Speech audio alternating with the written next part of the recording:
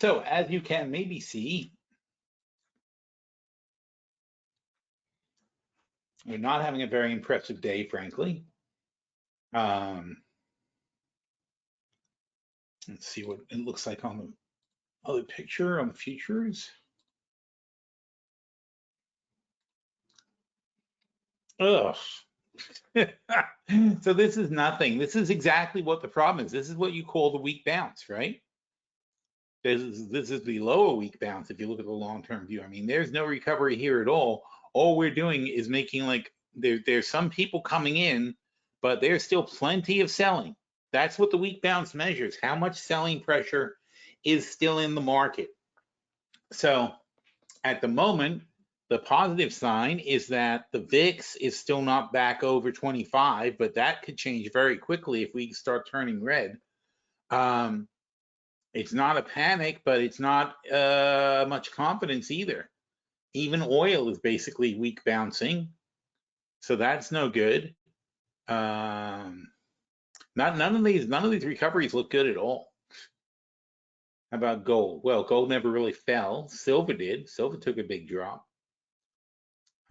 Gold did not. Gold's holding up pretty well. So people are, still panicking into gold. Copper below $4. What's going on in this world, people? The dollar is, I don't know how they pull that up. So the dollar's creeping back to the 103 mark. That's putting pressure on the market. Stronger dollar puts pressure on the market. The yen has come off the 70. It's coming back down, and I'm telling you, it's going to be back here in very shortly because nothing has actually changed. Adding, going from 0.15% or 0.1% to 0.25% is not really what's going to strengthen the yen against other currencies. There is an unwinding of the carry trade that creates a short-term demand for yen. People are putting money back into yen to putting their, what do you call it? It wouldn't be putting money. See, that's a weird thing. It's like you're putting your assets. You're moving your assets back to yen. So they go from bonds, your assets are from bonds to yen.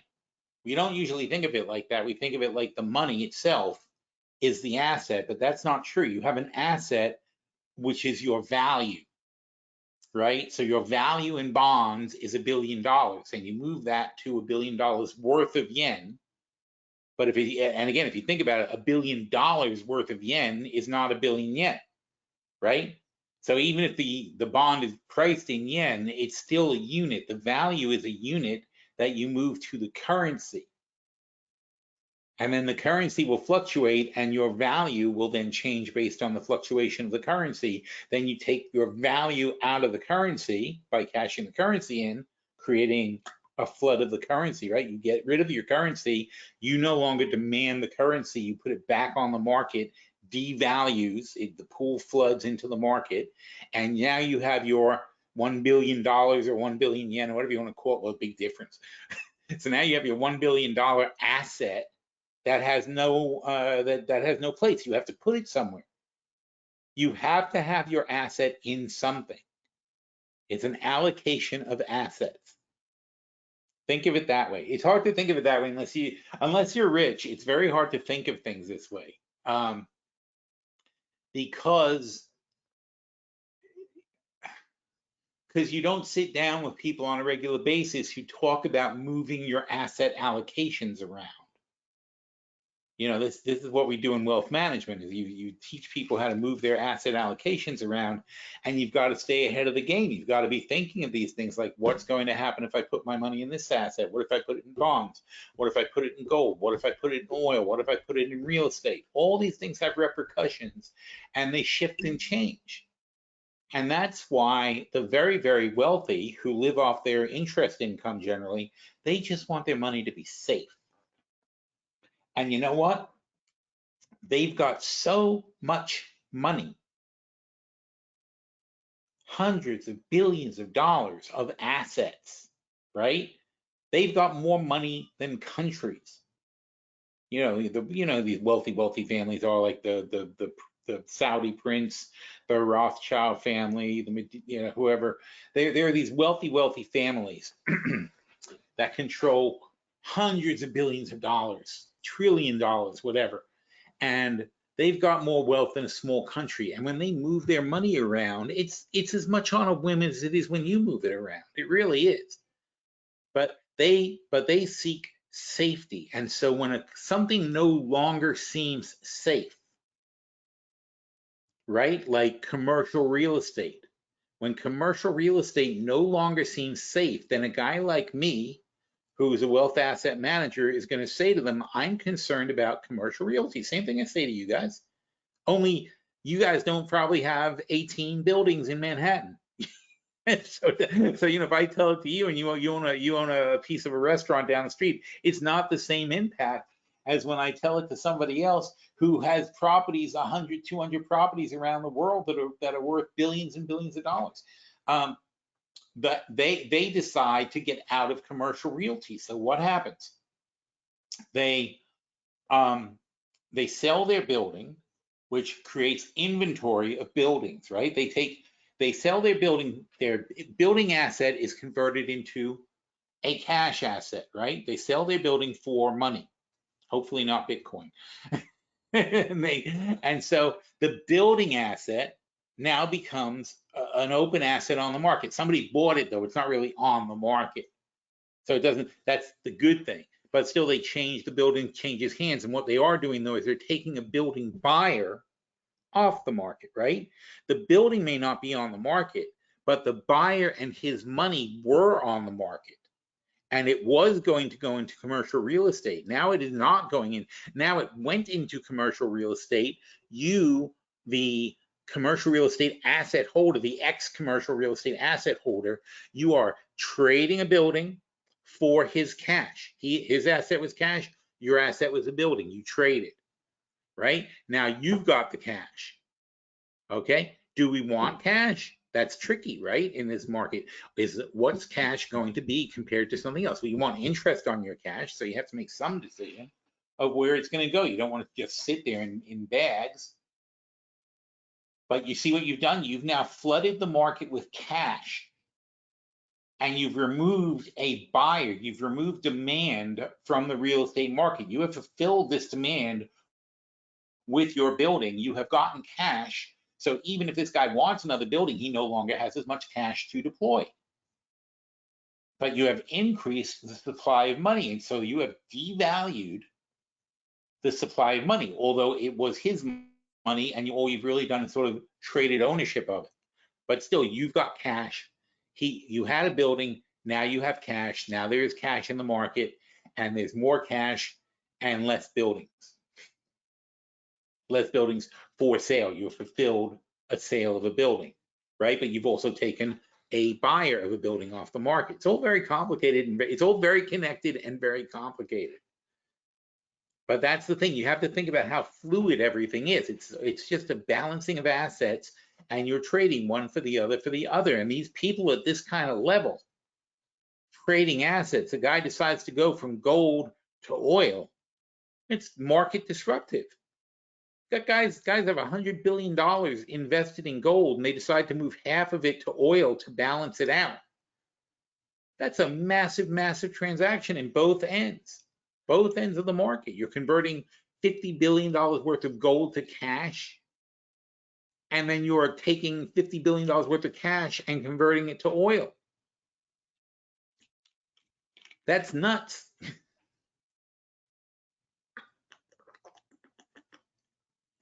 But it goes on every day. My main point is that you have to realize how liquid these assets are, because you don't think of it on the micro level where we basically are, selling $1 million home or $100,000 car and this and that. That doesn't move the needle. But there are people doing transactions on a 1,000 times scale to what we're doing. And they do move the needle. They move the entire needle internationally. And when somebody like, even if I am directly talking to a family office or something like that, and we're allocating funds, that is very different than if Goldman Sachs is talking to 1,000 clients like that, and they make a call to get out of commercial realty, and now 1,000 people are moving $1 billion each. And that's $1 trillion worth of real estate that goes somewhere else. And that's how you get massive changes in the market, because, you know, on quarterly basis, which we just had, you know, which we're in the middle of right now in the July quarter. What is it? It's actually, I'm sorry, July was the beginning. This is August now. So July, August, September is this quarter. So, you know, Goldman Sachs, JP Morgan et al., they get out there and they make these statements about whether Bitcoin's any good, about whether this is good, you know, real estate this quarter. Where are we going to put our money? That's all these guys want to know. And again, they're extremely risk averse. And so when it starts to become a thing that the yen is now risky, or the Japanese stock market is risky, and it is risky because you're announcing your intention to drive up the yen. And if you're driving up the thing, the denominator, if you're driving up the thing that the Japanese stocks are priced in, you're going to devalue the actual market. And I've been saying that for how long, right? So that's how you get this kind of action in the Nikkei. 4,200 down, 42,000 down to 33,000 is what? 9,000, right? That's a lot. That's 9 divided by 42. And I'm not going to try to do that in my head because I always embarrass myself. So that's 21%. Okay. So this is a 21% drop. A little more actually, because it's below 34 and above 42. But let's call it a 21% drop. And then what's the recovery? So if you have even if you cut this off at 34, you say it's an 8,000 point drop. That means that you divide by 5, and that's going to be 8,000 divided by 5 is 1,600. So you're going to have 1,600 point bounces. So from 34, you should be at 35.6 should be your bounce. That's a weak bounce off of 34 would be 35.6. So we're not even there on the Nikkei. And that's the best, and you can see visually, that's the best recovery we have is a Nikkei. And that's not even a weak bouncing yet. And this morning we did those things. Whoop, not you. What are you? Earnings Hub. Oh, I love this guy. Okay, I told you that last week.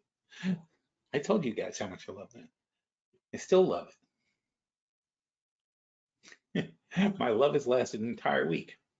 Oh,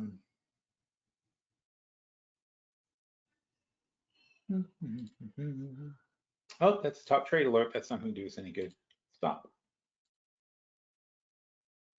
You saying I have top trade alert? Good to know.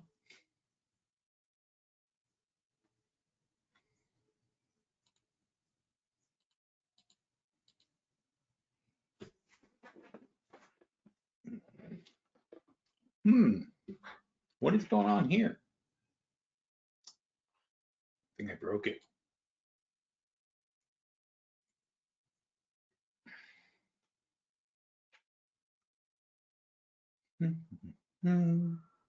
Okay.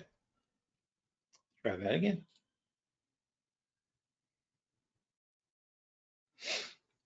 All right.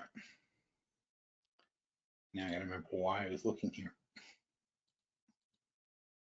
Oh, yes, there.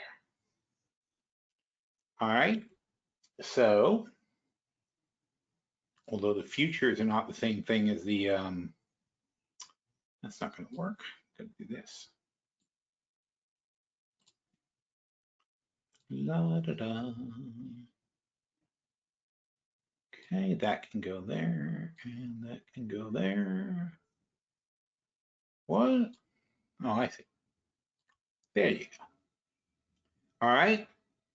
So we haven't actually gone anywhere from, well, this is by the way, one of the things I really like about our 5% rule chart is it's exactly what I was just starting to say. We haven't gone anywhere. We have gone somewhere, of course. We're actually up 54 points, which is nothing. But that's the point of this chart. It makes you realize it's nothing. Anything between these two numbers, which is a big spread, 800 points, anything between these two numbers is meaningless. It only matters if it turns the next level green. Otherwise, it doesn't matter. A drop doesn't matter unless it turns the next level red. It will oscillate. This is during these moves. It will oscillate at the key levels between the two for quite a while. We care about the breakouts. We care about when we see a trend of turning a certain color and we say, now we're recovering, now something is happening. So when I talk about the Dow going from 41.6, here's 41.6 up here, right? So we fell from 41.6 in July, about not even a month ago, 41.6 down to the bottom is 37.5, or actually, I'm sorry, it doesn't have to fall to 37.5. That would be the 20% off bottom. So the range, if the July high is truly the top of the range, then we take 20% off that number, not 20%, 10%, sorry, it's 10%.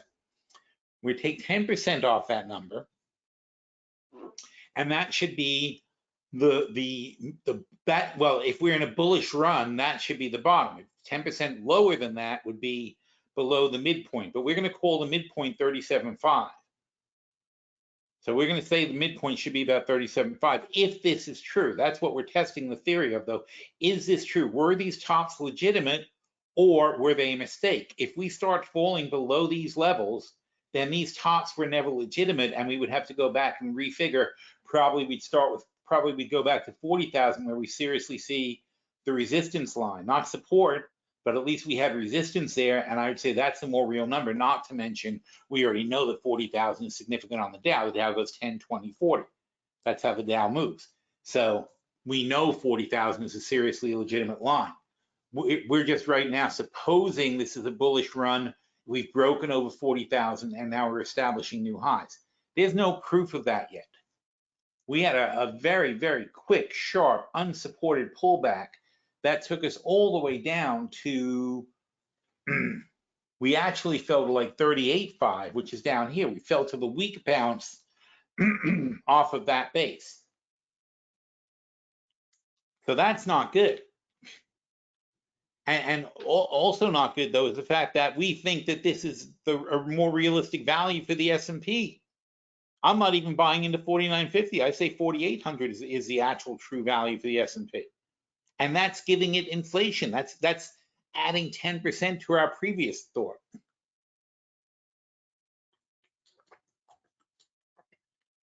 So given inflation, given earnings, whatever, we're willing to concede that 4,800 might be the correct bottom for the S&P. But if that's true, that means that we're only looking for 10% over that. So give it 500 more points, let's say 5,300, which is where we are right now. That 5,300 would be the top of the proper range, of a properly valued range.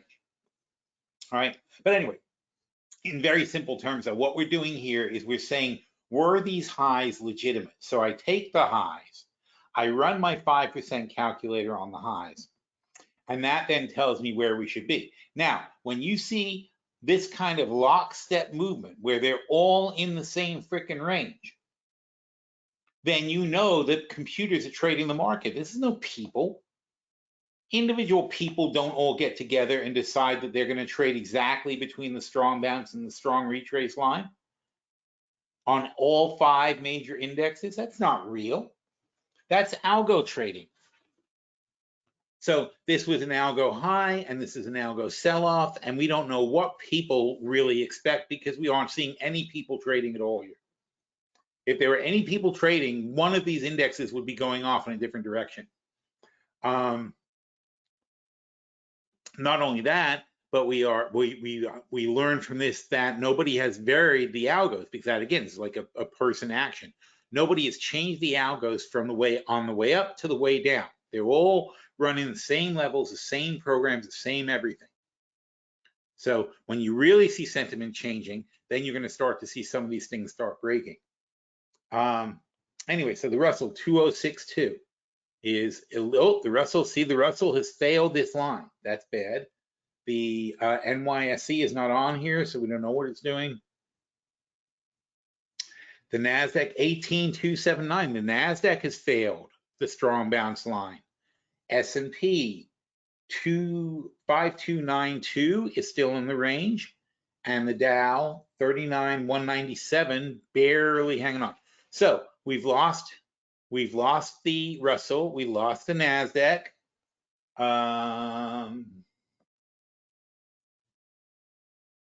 Oh, not only that though, but these are I don't want to say that. I think these are the futures. They're going to be a bit higher than the regular stocks. So I don't even know what the NYSE is right now. Oh, I got to put this back where it belongs. Oh, can't do that. Let's put this tab back where it belongs. What is this? No, go away. All right. And what do we want to find out what the NYSE is, right? NYSE current. Not really a price. 18,093. So the NYSE is still in this range. So far we've lost 2 out of 3. We've lost the NASDAQ and the Russell.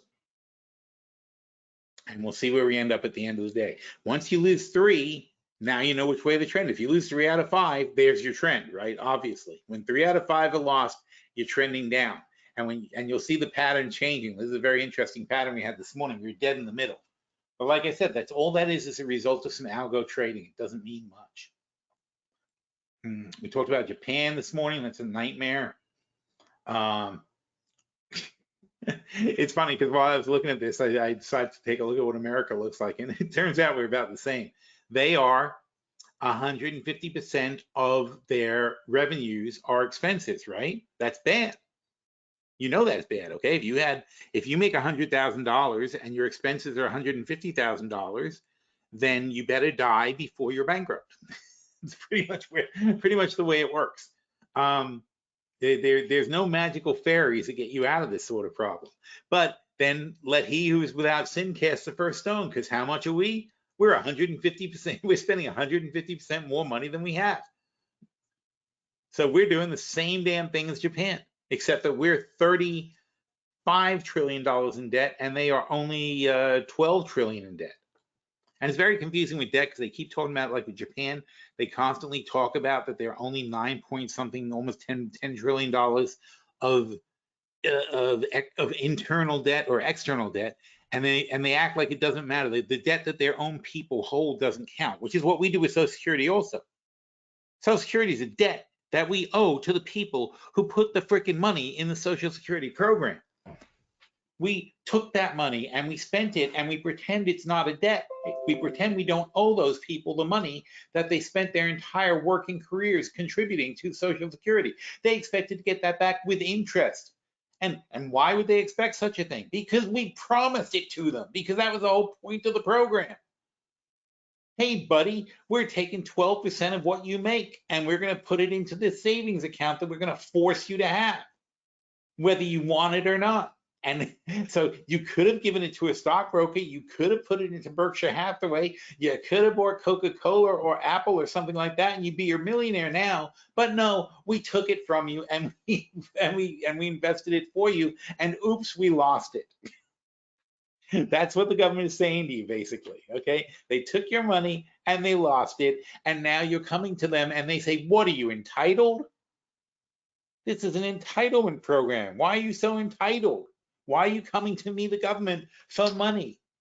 And you're like, "Well, it was my money, and you took it, and you said you would pay it back with interest." And they're like, "That's funny." And there you go. There's the story. If you want to explain to your kids what happened, that's what happened. Unfreaking believable. So that's where we are, and we're no better than Japan. So don't laugh at them. But Japan at least is honest about what's happening. So they've got consumption tax, they've got income tax. Notice that their consumption tax, which is VAT, that's as much as their income tax. Then they've got corporate taxes. In Japan, corporations actually pay taxes, but it's nowhere near enough.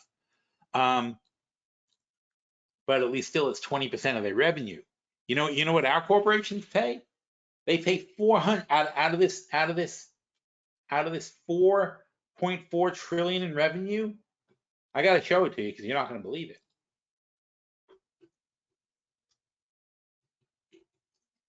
You're not going to believe it just because it just doesn't sound like it could be possible. Here's the national debt clock. Here's corporate tax revenues, $478 billion, $478 billion, okay? So remember, 478 billion seems like a lot of money, okay? But when you divide 478 billion, 478, and you divide that by 4, it's got to be trillion. So there's billion, trillion, 10.8%. So 10.8% of all the revenues are corporate taxes. In Japan, and they're in as big a trouble as we are, but in Japan it's 13.3 divided by 65.2, 20%. So even in Japan, their corporations pay twice as much taxes as our corporations do. Our corporations pay 10% of the total tax burden. Japan's pays 20%. They're also screwed because it's also ridiculously low.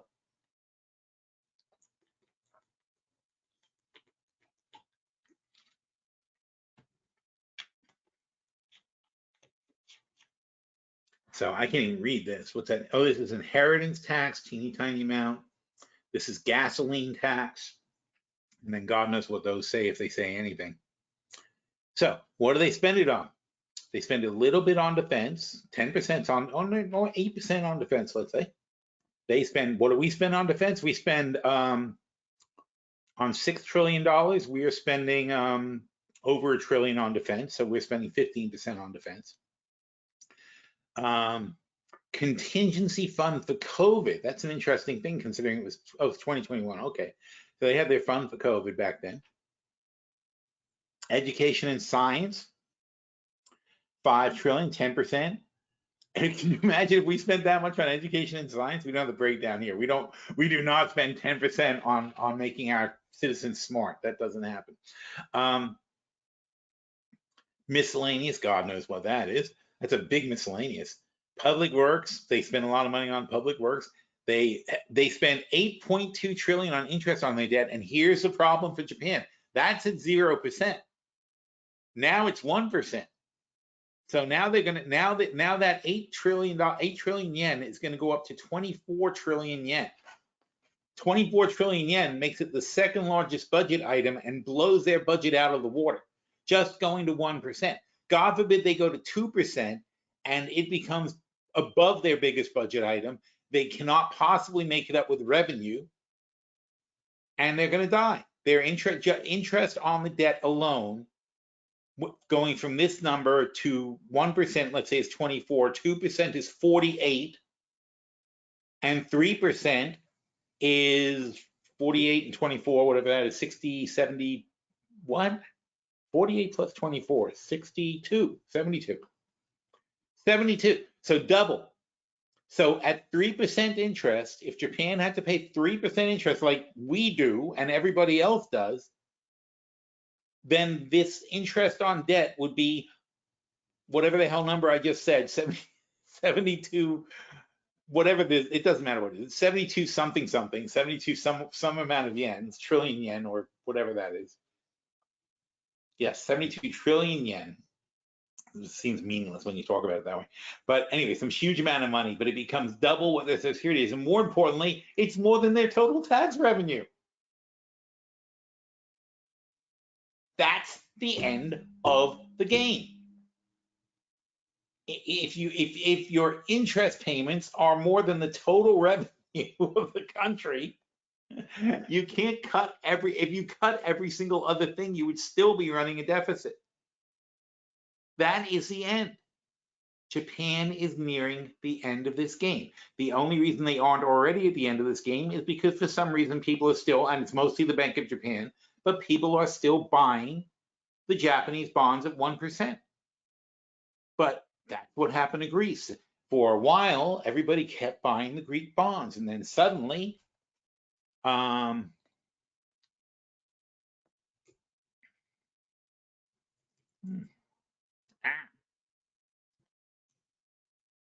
Greece interest crisis chart.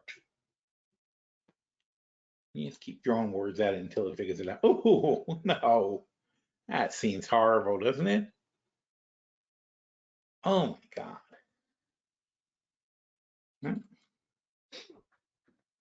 So here's what happened to Greece. They're paying 5% interest on their bonds. All fine, 5, 6, 5, 6, whatever. Now, they have elections in 2009. We are already having a crisis, a global crisis. But it's, it washed over already and things are calming down. Then Greece has elections in October of 2009. The new government is convinced that the old government had been covering up fiscal irresponsibility and they want to prove it. So they bring in a auditing team, right?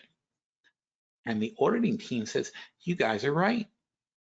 They engage in a massive cover-up with Goldman Sachs to cook the books to make it look like Greece is in much better fiscal condition than it really is.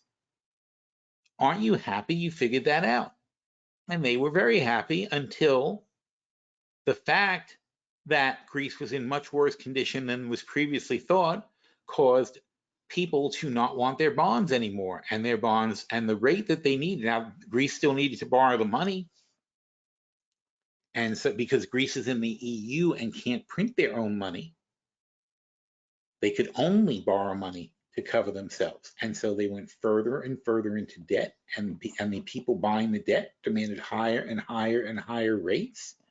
And Greece had no exit, and everybody said this is doomed, and the EU wouldn't step in, and nobody helped them, and this is 20%, 25%, 30%. And you know what that looked like. That was riots in the streets and fires being lit and people with nooses looking for the government people and whatever crap. And these were the guys who fixed the problem.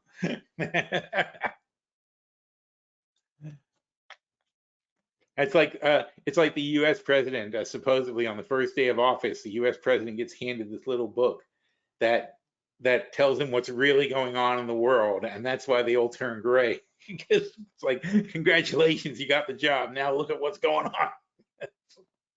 and that's the end of their smiling and all that crap. And so suddenly it's like, oh shit. Didn't affect Biden because he doesn't, he doesn't remember seeing it. He's still happy. But yeah, I'm sure that when you become president, you get some knowledge that you really would rather not know about. Anyway, and then Trump, of course, didn't understand it, so that didn't affect him. He's always like, how can this benefit me? Anyway, so total collapse, blah, blah, blah, whatever happened. Greece has to sell off assets. They were, been selling off their national monuments, whatever they could do to get some money. And finally, things started calming down, but it took many years. So it's from 2009, let's say this is a crisis, 10%, right? So from 2010 until here. Now, of course, they defaulted, so their creditors got screwed. Fortunately, Greece is a fairly small country, and when you talk about this unpayable debt and blah, blah, blah, it was only like $50 billion. We fart $50 billion on a weekly basis. I mean, that's not even a thing. We auction off. The United States auctions off $600 billion worth of debt every month. $600 billion a month between, most of it's rolled over. 200 billion is new debt, and 400 billion is rolled over old debt that we're just, extending basically. stand and pretend, as they say. So this is what happened in Greece, but it lasted for 4 years. And they defaulted on the debt for the most part. They restructured and defaulted, and it still then was rocky for years to come after that. That's not good. And that's what we're doing now. We are Greece before the bomb drops. You know, we are Greece right around, you know, we're Greece right around here. Maybe a problem, maybe not a problem, but eventually for us, and especially for Japan, there is no escaping this. It is going to go up and up and up until we default. And that's not crazy, because that's what happened to US interest crisis chart. We have our own interest crisis chart. Let's see if we can get one that goes back properly. Here you go. Good old Fed, keeping track of things. Cancel you. Oh, come on. It said it had a picture. Oh, it does. All right, so same thing. Here we are, happy United States, 1960s, 1970s. Nixon takes us off the gold standard and rates go to 12%. Then for some reason, they went back down. This is the weird part, is why did they go back down?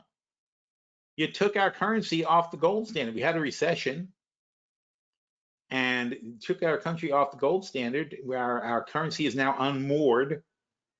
And we dropped back down to 5%, but then 17%, almost 20%. How long? Same thing.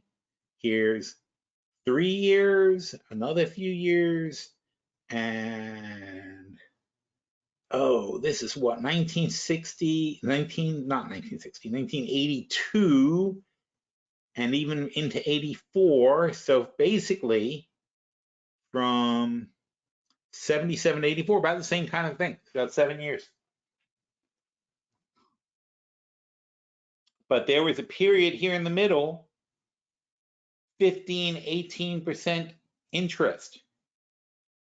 If you had taken a 30-year bond in 1980. So in 1980, here's something, you know, this is, by the way, this is what you need to do if it happens again. You take your assets, because it's not sustainable. You hope America won't default. Oh no, not that one. It's awful. Money chimp, money chimp, money chimp. There you are. That's the best one. So you take $100,000. Okay, and you give it, take a 30-year bond at 15%. And in 2010, well, let's do 40 years just to give you an idea, because we're all old enough to remember the 80s, right? So now you have $26 million. $100,000, which you could have bought a house with in 1980, right? Could have bought a house, could have bought the a Porsche was only like 20,000 bucks back then, so you could have bought a house, you could have bought 5 Porsches.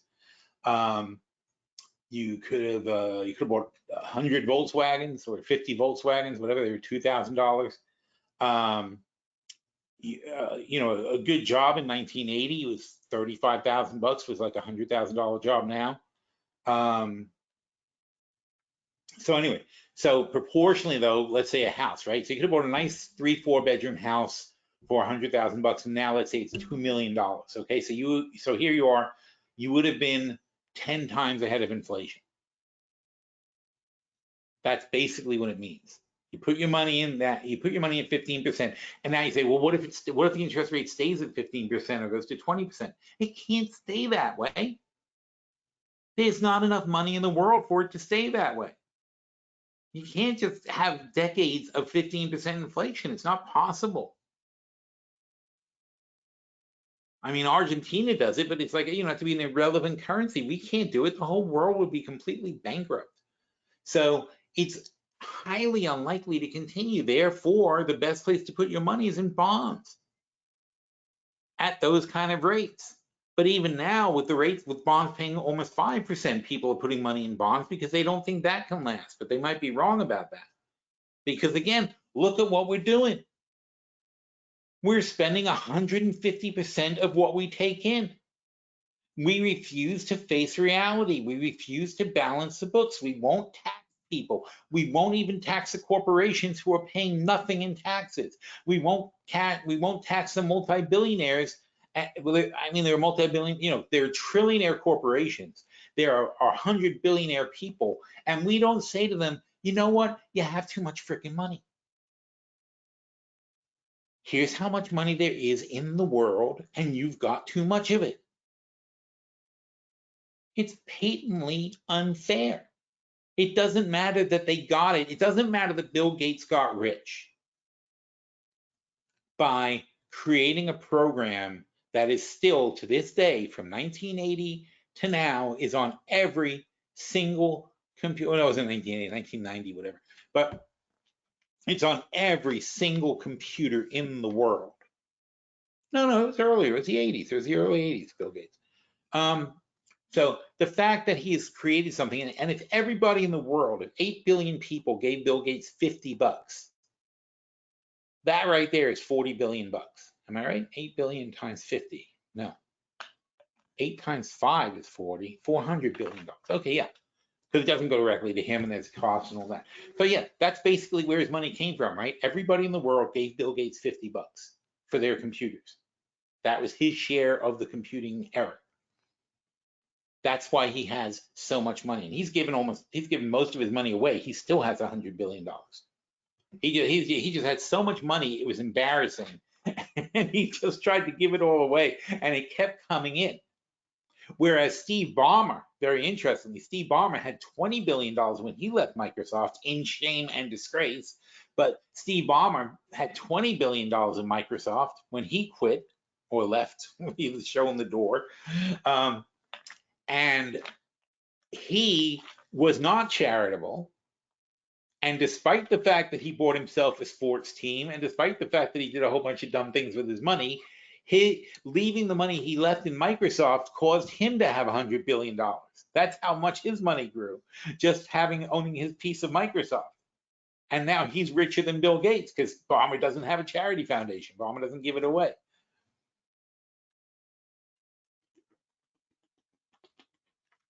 And that's just so crazy and so fundamentally wrong that Steve Ballmer is richer than Bill Gates now. That's one of the great wrongs of human history.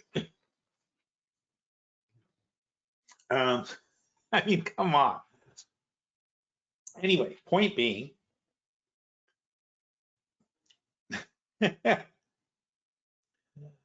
what is the point?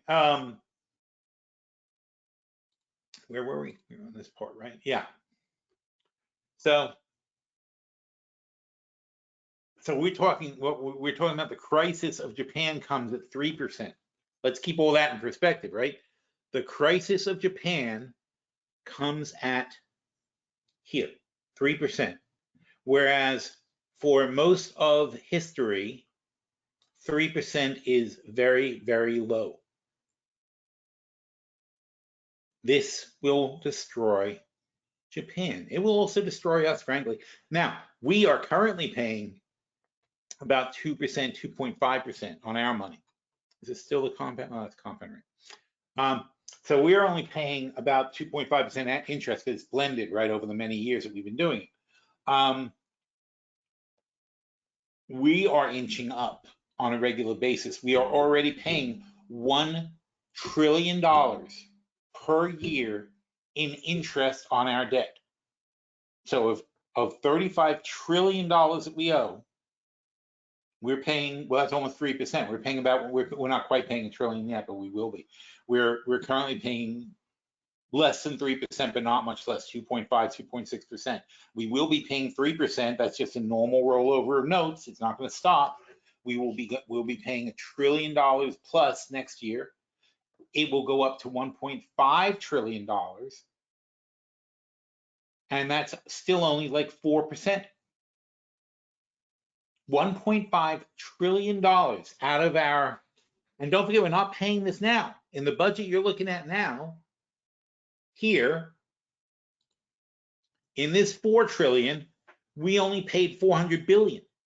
We're going to pay 1.5 trillion, 25% of our debt, of our revenues, we're going to go to pay debt. 25%. 20% of our expenditures are going to be paying debt. Japan, it's only 8% of their expenditures go to pay debt. So we're going to be much worse off than Japan, but don't worry, they'll catch up and they'll be just as bad as we will, possibly worse. Like I said, if they go the way we go, they're going to be paying 100% of their revenues in debt, in interest payments. This is the third largest economy in the world. They're going to collapse. We're the largest economy in the world. We are going to collapse. And how do I know this? Because what's the alternative? The alternative is quadrupling the tax on corporations, and it's still only putting a dent in it. But we quadruple the tax on corporations. This is look at Japan. Remember, we're half. We charge our corporations half of what they do. But if they would double to 26, that's 13 more. That closes their $30 trillion gap would be closed by a third by taxing corporations. Then you take the income tax and you charge don't forget this income tax. Keep in mind that they complain about this all the time. They say, do you know that the top 1% pay 80% of the taxes?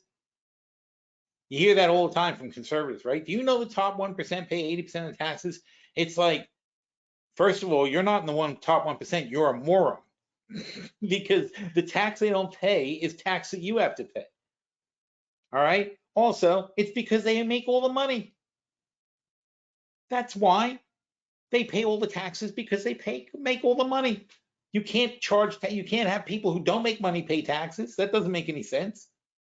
Taxes are for people who make money, and the more money you make, the more you're supposed to pay. It doesn't work out that way, but in theory. But they make so much money in the top 1% that even if you tax them at half the rate that you're taxing the rest of the population, which is absolutely true, not even half the rate, but like let's say half the rate, they're still paying most of the taxes because they have all the money. It's not really complicated. So if you were to increase the taxes on the top 1%, who pay 80% of this number, 18. Okay, so let's say, so 80%, well, so 80% would be 16. So 16 whatever, it doesn't matter what the number is, 16 something. Why does that one not work? 16. So they're paying 16 blah, blah, blah yens, right? So 16 trillion yen, whatever. So you say, okay, you guys in the top 1% pay 16 trillion yen. How about we increase your tax from 10% to 15%?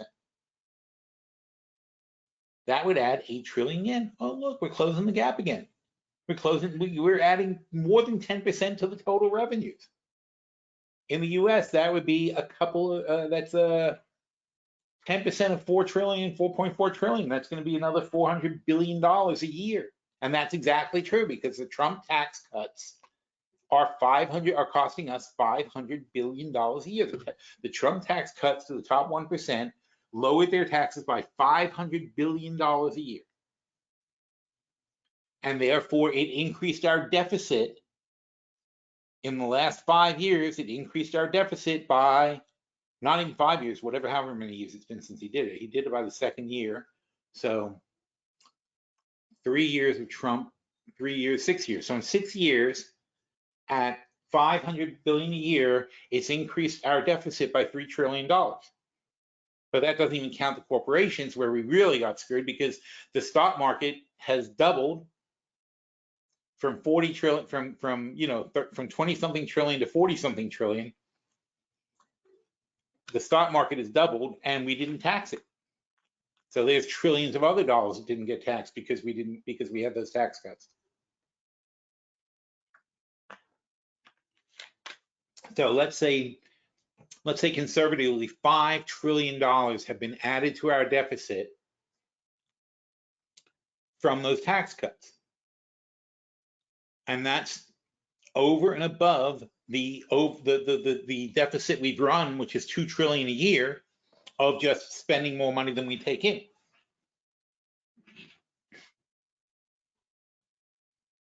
That's how insane all this is. So I tell you, that's why I wanted these things together. I tell you, they are absolutely going to go bust.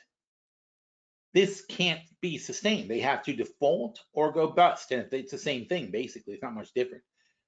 We are no different. We have not really a difference at all in the way we spend, the way we tax, the way we do anything. We're just as bad or worse than Japan. We're just a little behind them in screwing ourselves up, but we'll catch up. And this is the big thing they talk about Japan. 90% of Japanese government bonds are domestically owned. And the Japanese people are very lockstep, very loyal, very concerned. They will basically let themselves go broke not to hurt the government. So they'll hold on to those bonds even if they're living in poverty. They'll still hold on to those bonds as if they're valid. That's what's keeping Japan alive. If other people held this debt, they'd be dead now.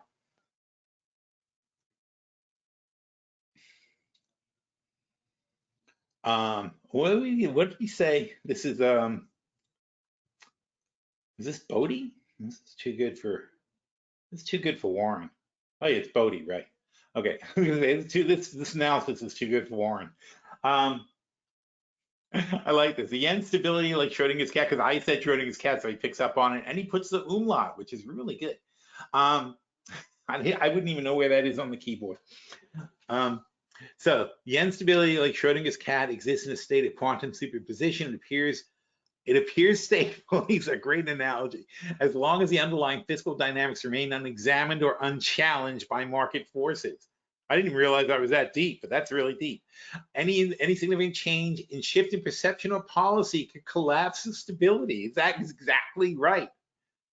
I didn't realize I was being that profound by calling it Schrodinger's currency, but it really is. So I mean that's a phenomenal statement. I mean that's I got to tweet that out. That's just really good. But that's what so in other words, basically, it's like there's no way this thing can exist in its current state. It shouldn't exist. It only exists because you don't look too closely at it. It's pay no attention to the man behind the curtain kind of thing. Should you start examining it? Should forces start interacting with the situation in Japan, it could instantaneously collapse. It is not a viable thing, and there are many possible universes in which it is not viable and would completely collapse. There are some universes in which you may luck out and may find a solution, but that's not very likely. So the best thing to do is to keep the box closed and hope that nobody ever looks.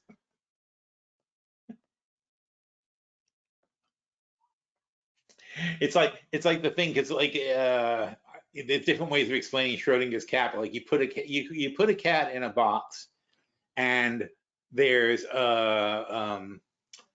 some kind of radioactive element, not that kills the cat, but the radioactive element is going to decay in either one way or another, 50-50, absolute 50-50 possibility. There's no way to really know what it's going to be. No possible way would you know what the atomic decay will be.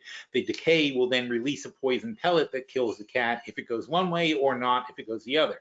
But when you open the box, you cause the decay to occur, and it goes from a state of being either or to a state of definitely this happened, and the cat is then dead or not dead, depending on how it works out, right?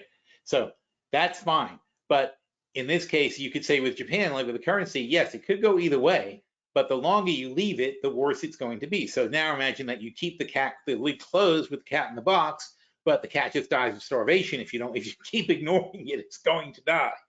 The chance of it being alive becomes less and less and less as you keep ignoring the problem. That's where we are with Japan. We are ignoring the problem. We're pretending it's not really happening. We're saying bullshit like 90% of the, oh, this isn't really debt because 90% of it is held by the public. Yeah, we tried that with Social Security. It's not working out.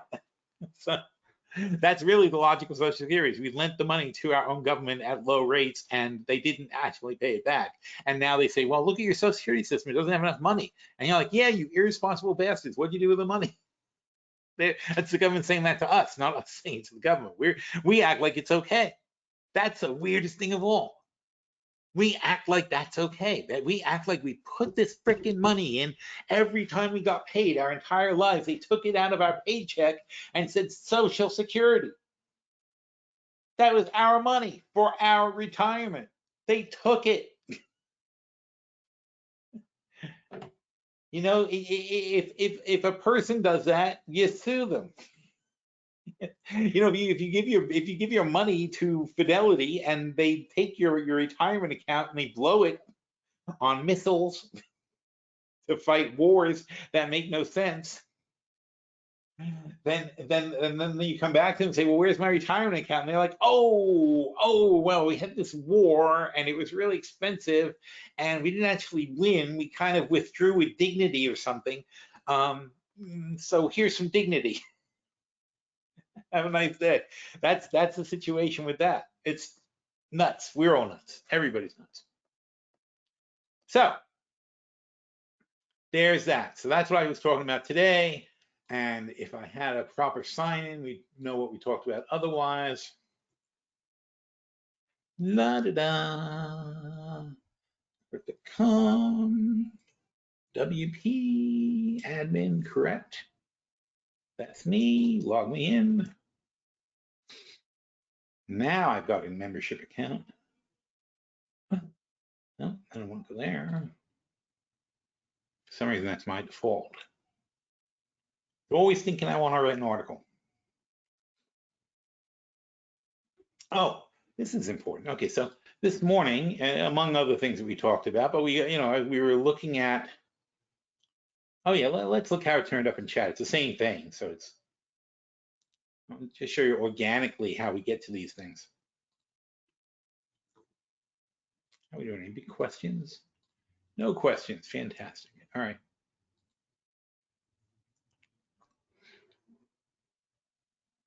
Oh, consumer credit at 3. I guess we can run the webinar a little over and look at the consumer credit report.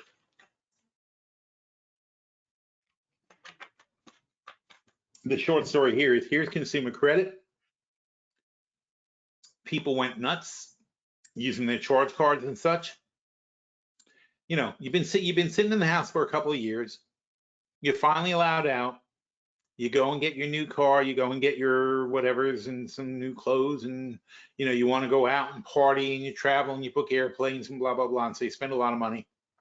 But there's lots of jobs apparently, and people are getting raises, and they're trying to bribe everyone to come back to the office. So things look pretty good. But then all of a sudden, the consumers are, 3 trillion in debt, 4 trillion in debt, 5 trillion in debt. All of a sudden, 5 trillion in debt. They're like, whoa, we're $5 trillion in debt. That's a lot of money. And it is. It's $45,000 per household of revolving debt. So credit card debt, student loans, car loans, that kind of debt. Not house debt. That doesn't even count house debt. The house debt, of course, is massive. But $5 trillion of credit card debt is beyond. It was like 3 trillion pre-COVID. Now we're 5 trillion.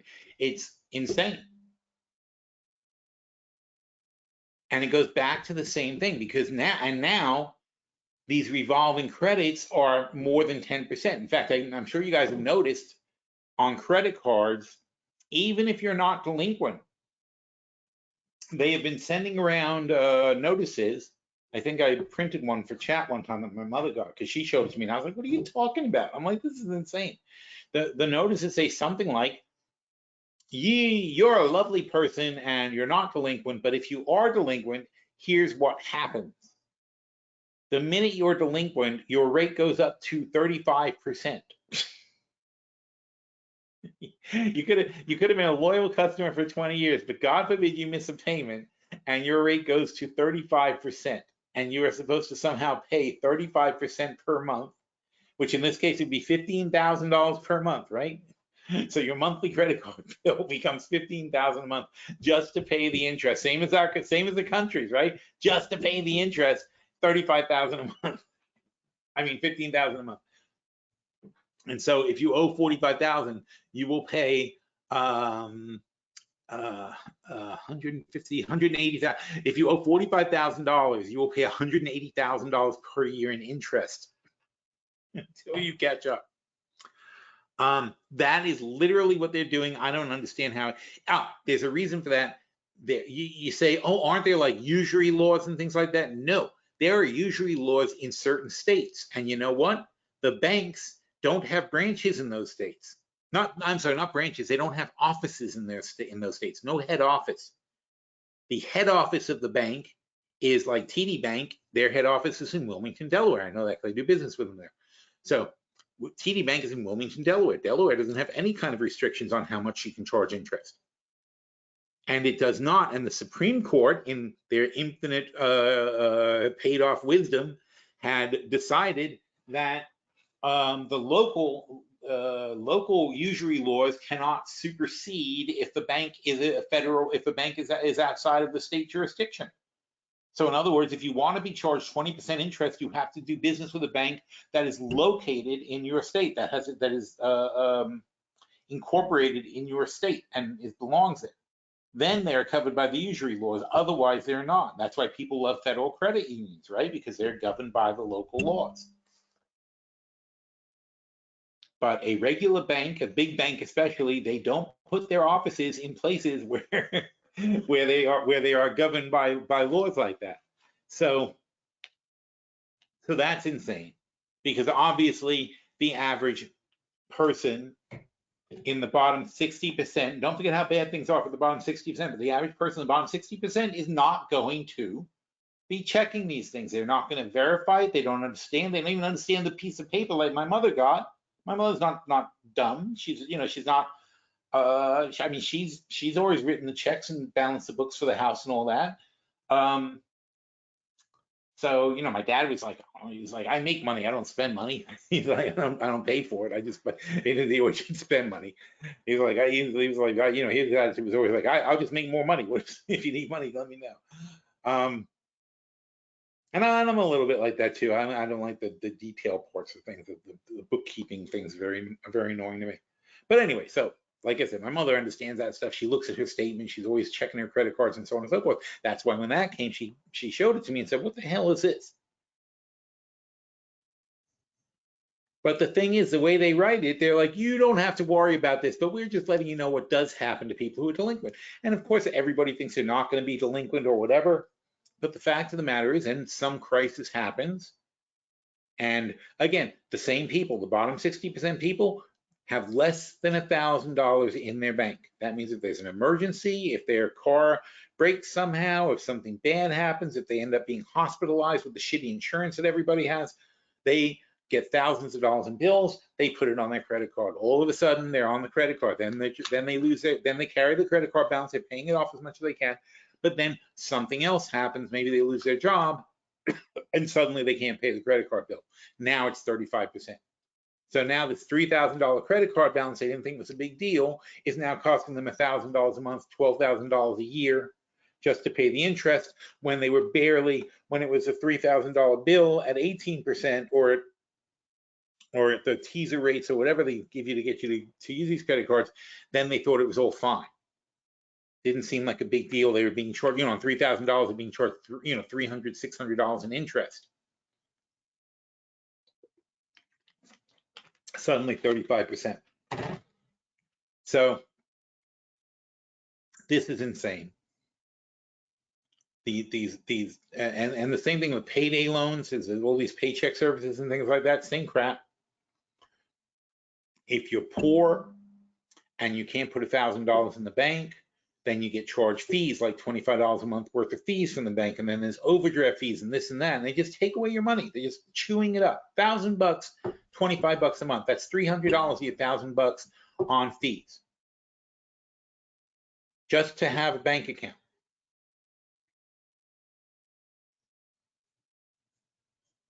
And it's so arbitrary by the bank. And they're like, well, if you have 1,000, we don't charge you. And I'm like, well, what if somebody has 500? You can't charge them like less? What's the point? I understand you don't want someone with $100 opening an account because it's not profitable for you, but still, it's all freaking electronic now anyway. What difference does it make? That's how the banks make all their money. So So poor people, they can't afford to have a bank account because they're living paycheck to paycheck. There's zero money in the bank. They get the money, they have to use it up. They're going to use it up the week that they get paid. Then they're waiting, they're waiting for the next paycheck. They take that, they use it up to pay their bills and pay the rent and so on and so forth. There's nothing left. So if they need money and they need to get money before their check comes in, like they fall a little bit more behind, then then the landlord's bothering them. They're not going to get paid until Thursday because it was a 31-day month, and they still only get 4 paychecks or that kind of bullshit. So, so then they go to a payday lending company that forwards them the money, but the payday company takes 10% or whatever they take for basically a 2-day loan. And it just never ends. So what I'm saying is that when you've got $5 trillion and your average payment on that is 10%, that's $500 billion just in interest. And how much is that? That's going to be 4,000 some odd dollars per household in interest on this debt. And that's at 10%. But it's not, 10% is what the rich people get. 10% is when I go to the car dealership and I get a loan, or my student loan might be 10% or something like that, or 8, 9%, whatever they offer to student loans. But the big problem is the people who are not us, the ones below us who have this gigantic debt and are being charged 20% per month, not per month, 20%, being charged 20% interest on. How are they ever going to get out of this hole? How's anybody going to get out of this hole? It's just going to get worse and worse. And revolving credit card debt, the worst kind, is up 6.3% since last year. So that's why this is going to be a big number. We're going to look at this very closely today. And here's the thing that shows where the money goes for things that people do. It's not really in percentages, so it's hard to say. But let's say, so they're saying your average expenditures are $49,000. So first of all, this is years ago. This is, I don't even know what it is, probably pre-COVID. So your income is 63, and they say you're left with 49. I don't even think that's true. That's not much. It's 20% total tax base. Again, I'm not sure where they get these numbers. Apparently, there's no state tax, and you're only paying 20% total taxes. It's very nice. But of that, 34% goes to housing, which again, that makes no sense because $16,000 for housing. So here you are with your family, right? And you're spending $16,000, about $1,000 a month for housing. Where? Where does this happen? No, we have miscellaneous too, just like Japan, right? Healthcare, 28. Really? On what planet is that happening? Education, God knows what that number is, but it's not 1,000. And having just put 2 daughters to school at $75,000 each person per year, that is not the right number at all. I imagine what that number is if you take 20 years. No, is that even going to work? No, the number makes no sense. There's no possible way you can hit that number.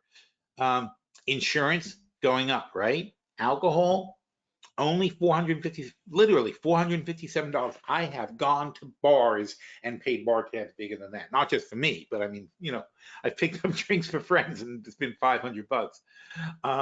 That's their year budget. Food, 6,000. What? 6,000. So 500 a month on food for a family. That's tough. I guess that's possible. I'm going to say that's possible. Entertainment, I don't know what number that is. 5%. Well, 5% of 50,000 is $2,500. Yeah, okay, $2,500. So 500 a month on entertainment, maybe. All right. Cash contributions. Who do you have left to give money? How are you giving money to people when you have this little money? Reading, $118. Is that for the year? What? I guess people don't read. Transportation, again, $8,700. So that's $400 a month. I mean, one car with insurance, is insurance separate somewhere? Here's insurance, so that's hard to tell. So let's say one car, 400 a month. You do need fuel. Yep, you see gasoline's in there. So one car and fuel, that's 400 a month, maybe, but then you're sharing a car. Is that how that works? Tobacco, really? That many people still smoke? That's horrifying. If you do smoke, you know that's not the number, but most people don't smoke, so I guess they make up for it. Utilities, public service. Anyway, you can see how this is way low and getting out of control. But the main point I wanted to make here is when you look at something like this, you have to remember that, like, if Coca-Cola is not an alcoholic beverage or whatever, if Coca-Cola is doing well, then somebody here has to take a hit. There's not more money coming in. The taxes aren't getting lower. The wages aren't getting higher. So if somebody says they're doing well, and if you see insurance costs going up, and you see auto costs going up, and you see fuel costs going up, and you see healthcare costs going up, and education costs going up, it's sucking the money away from the other places. This is all the money. Everybody's taking their slice.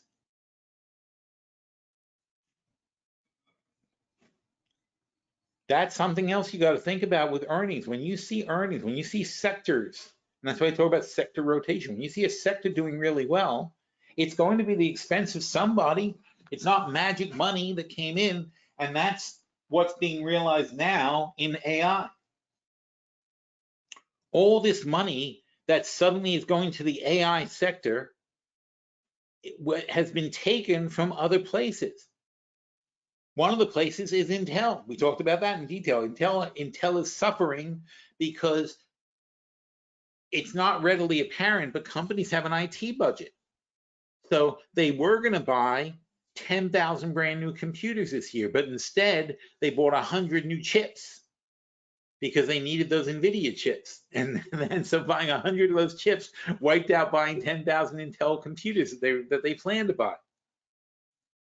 It's not, more money didn't appear out of thin air for them to buy these stupid NVIDIA chips and to start an AI protocol in the company. It was money they had to move from one place to another. And the easiest place to move it is within the IT budget to reallocate the IT budget. And that's why Intel seriously suffered.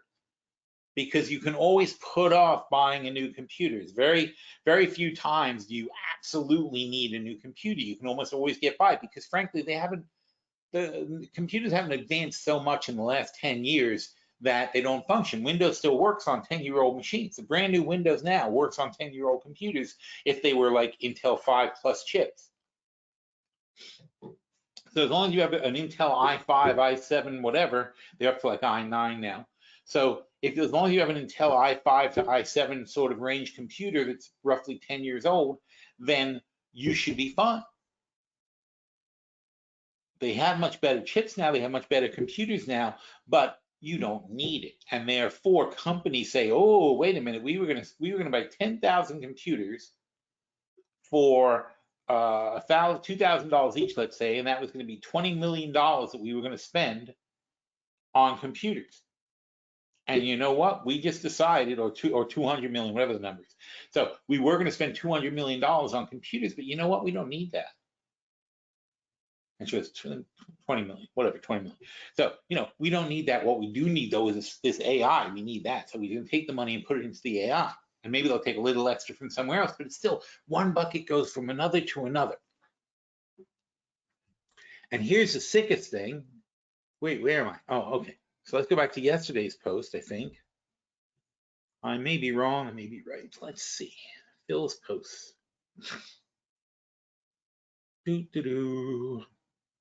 Because there was a great graphic.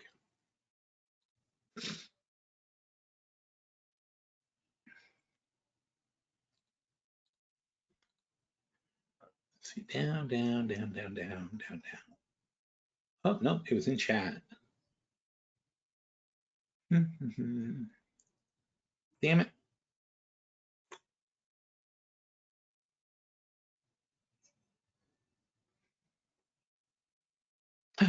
that it? There you go.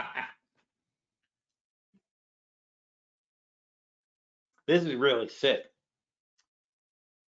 So why is NVIDIA so rich? And here's a major reason. Meta bought 350,000 GPUs for $10 billion.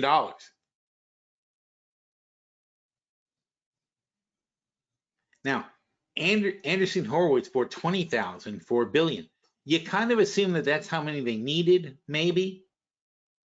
I don't think they're hoarding them particularly, but there's no way. Meta is absolutely hoarding them, and so is this prick, same guy, Elon Musk.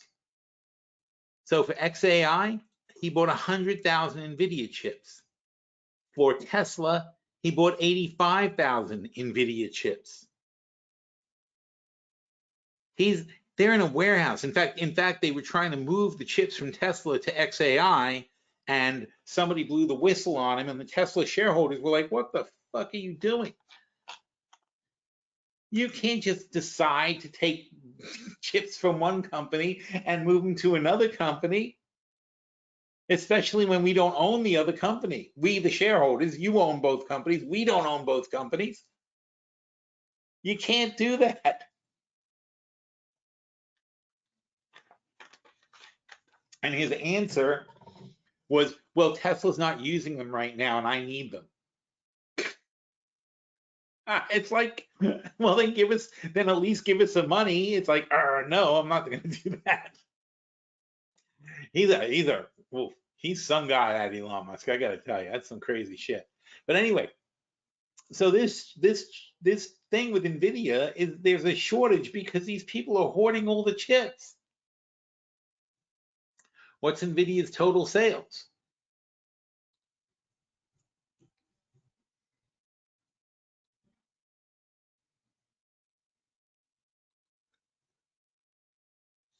Oh, it's a lot. It's like last year it was $60 billion, but still, even with $60 billion in sales, here's 10, here's 5, it's 15 billion, 1/4. 1/4 of all the chips that were sold by NVIDIA were bought by Mark Zuckerberg and Elon Musk, hoarding them for their own projects. NVIDIA did not say you can't hoard them. In fact, NVIDIA is thrilled that you want to buy 1/4 of their total chip production in one shot. But you know what the problem with this is? Again, it's extrapolation. There's these two idiots, and both of them, by the way, are going to lose a fortune value-wise because now other chip companies are making the chips, the prices are coming down. That's why NVIDIA's stock is collapsing, which is exactly what I told you was going to happen. A year ago, I said you can't chase NVIDIA because eventually other chip companies will catch up. Now, had I known this, I would have shorted the shit out of NVIDIA because this is where you're extrapolating. You're extrapolating that next year there's going to be another bunch of idiots who, two idiots. Next year there'll be 2 more idiots who buy 1/4 of their total production and create a massive shortage, even though they're making more chips. But what if that doesn't happen? Do you think that the 75% of the people who remain who are buying chips are going to increase their purchasing by 30% to make up for your loss of Zuckerberg and Musk? No. There aren't that many psychotic centibillionaires around. It's not. Like Bill Gates would not do this. Not even Obama would not do this. Obama doesn't understand the whole thing. It's like, even Obama won't do this. Okay, it's like the Buffett is not going to take his $300 billion and buy these chips. There aren't that many people with this much money who are going to spend it on AI chips. 1/4 of NVIDIA's production went to these 2 people. That's messed up.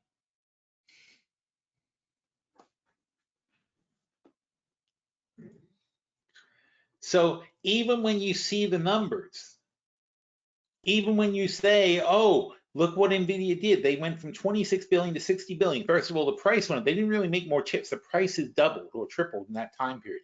So they sold the same amount of chips for a lot more money. And a quarter of the chips went to two guys, which drove up the prices for everybody else.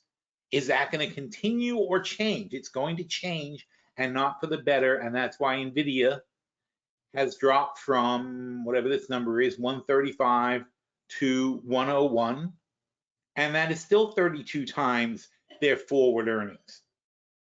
That is $2.5 trillion. Well, actually, no, it's 32 times their backward earnings. So it's 32 times 60 billion. It's only 16 times 120 billion, but they're not going to actually make 120 billion. It's 32 times the optimistic projection, which is based on bullshit numbers that was based on a one-time event in which there was a shortage, and people like Musk and Zuckerberg, who have infinite amounts of money, speculated on the chips and bought them up for themselves. And yes, I'm sure they have some need for it, but I really don't think you need that many chips. In fact, obviously you don't, because OpenAI built their system for $1 billion. And these guys, if I find it again, oh, I lost it. Anyway, and these guys spent, well, I know what Zuckerberg was. So Zuckerberg spent $10 billion on his. Does $10 billion get you a 10 times better AI? No, it does not. And we've had this discussion before also. There is a failure. I've learned this in my own AI research. There is a flaw in the fundamental design of AIs where you're getting exponentially less. You're getting less return for more chips and more power as you go forward. In other words, it's diminishing returns to the point of being no point. It's not about making the model larger. They've made the model in such a resource hogging way. All right, just like eventually we had to dump, COBOL, Pascal, so on and so forth, right? Computer languages. They have computer languages. They say, oh, this one's going to be so much better. Okay, this one's going to be so much better. This is the next big thing. Oh, now we're going to do Unix, and now we're going to do this. They keep changing it because why do they change it? Because you hit a level of diminishing returns. The programs become so complex that you start realizing there was a flaw in the initial design of the system that you didn't think about, and it doesn't work that way. That's how come we had to have different languages for relational databases and things like that. You have to write specialty languages for special functions. Then we went to, the web, of course, had to have its own language, and we went through XML and HTML and whatever the hell else. And now they've got, oh, God knows what, I don't remember anymore. But anyway, so JavaScript, all these different things, right, that you come up with, but they're all because you're trying to address inherent flaws in the previous system. So GPT models and AI systems and the AI chips were all built a certain way, making certain assumptions, and those assumptions were great to get you to this level, but they are not going to get you past this level. To get past this level, you have to redo the whole thing from scratch. And that is not Mark Zuckerberg's area of expertise. Anybody who's seen Meta's little spin-off companies like Snapchat and WhatsApp and whatever, you've seen where they have flaws. You've seen what their levels of capability are. They are not really creating new and exciting stuff. It's nice, but it's not better than anything else that's on the market. They're not brilliant people. The smartest minds are already working at the AI companies. They've been recruiting these guys for 20 years. They didn't suddenly start getting them. They didn't put an ad in the paper and get a few people. And Harvard's not churning out AI scientists, and neither is MIT for that matter. There's some more engineering students coming out with more of a concentration in it than before, but we are 5 years away from really filling the market with the demand that there is for this kind of engineering, for this high-end engineering. And then those people have to then get the experience to have the ideas to make the next system and build a better generation of computers. So meanwhile, we're all stuck with the crap that we have now. And it's got limitations. And we talked about this, so I don't want to do it again. I mean, it's the same limitation you have when you design a human. You design a human and he can do certain things, right? He cannot jump 10 feet in the air. You would have to redesign the human to make him jump 10 feet in the air. He can't do it. It's too high. Mass, body structure, muscle, blah, blah, blah, blah, blah, it doesn't work. Now, if you made a human being, a frog the size of a human being, he could easily jump 10 feet in the air. So it can be done, but not with the form factor you're using. It can be done with the materials you're using. We're all carbon-based life forms. So you can basically, somewhere between a human and a frog, you can come up with something that can jump 10 feet in the air. You may have to make other sacrifices. like that person may need to have gills, but whatever. But the fact of the matter is there is a fundamental design flaw in achieving what you want. And that goes for the AI's consciousness, the brain, whatever you want to call it, the amount of memory they can handle, the hallucinations that they have. All this stuff is part of the design flaws that started on day one. You have to tear the entire system down, rebuild a new system from scratch with a completely different design to get away from some of these problems. And then you're going to have new problems. But we don't know what those are yet. But as long as we get past these problems, there's progress. But even so, you can never know for sure that you built the perfect system. And meanwhile, Mark Zuckerberg has, again, it's hard to put a number on, but he has 10 times more chips than OpenAI needed to build their whole system. And he's just sitting on them. And so far, all he's come up with is that piece of shit, whatever the hell it's called, Facebook thing. I don't remember the name of theirs. And Elon Musk is even worse. I mean, they're joke systems. So mostly they hoarded chips, but now the chip prices are coming down, and these guys are going to be screwed. They're going to take a massive write down on that. Now, the funny thing about that is, of course, that Facebook, Tesla. Well, you'll never know with Tesla. He'll cook the books, but Facebook. Oh, not called Facebook anymore. Meta.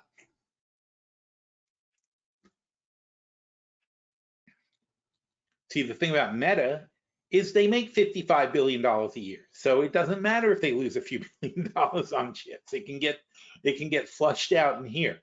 And they're not gonna say that they lost money on them. They're gonna write them down as a depreciating asset and blah, blah, blah. So, but that's, again, this is a problem when you have a society where there are corporations and people who have this kind of money. They can buy a quarter of all the chip production of a company where it's causing massive problems for everybody else. They can basically drive up prices, inflation. They can hamper competition. Nobody else can build the AIs because I got all the chips. They can strangle the competition. They can drive up prices. And not only that though, but they can misallocate resources in the market because there's an artificial demand. Who else is pointing this out? Yeah, whoever wrote that article is pointing it out. So whoever wrote that graphic is pointing it out, but who's really pointing this kind of stuff out? That's a big deal. People should know about this stuff, right? This is a complete abuse of the system. And it's done by people who already have abused the system and gained a position of power that nobody should have. That's why Google is being considered a monopoly now. Finally. Isn't it funny to hear a ruling that says, you know what, Google's a monopoly? It's like, really? It's like, when did you figure that out? The 5,000th time that you touched a device and Google came up and nobody else did? The fact that like that basically is the screen on every computer, that when people talk about searching, if anything but Google comes up, they're like, what the hell is this thing?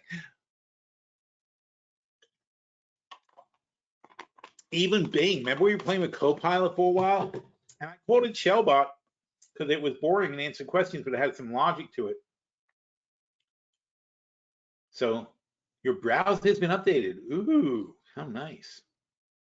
Create a custom browser theme. No.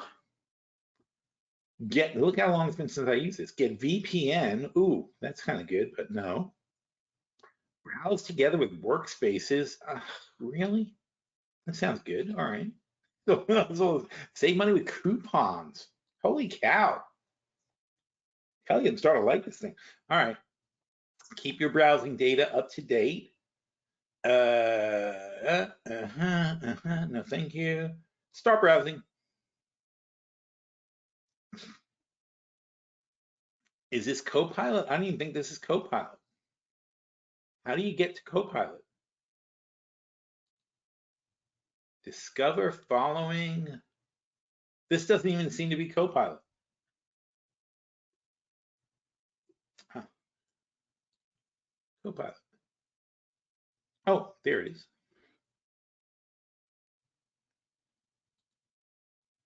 There, looks kind of same. Oh, try Copilot Pro. Wow. What are you telling me, that I don't have the best version of Copilot? Do I gotta pay for it? Yep, gotta pay for it. No, thank you. All right, anyway. Meanwhile, what's going on here? Well, there's the thing. So I haven't, yeah, you can see I haven't used Copilot in ages because it's a terrible implementation of OpenAI. But the only thing it had was search, but they diminished the search function, and so it's no longer better than it's no longer better than ChatGPT. It doesn't do a good web search. That was the only reason I had it. So I ended up using Perplexity, which I do like.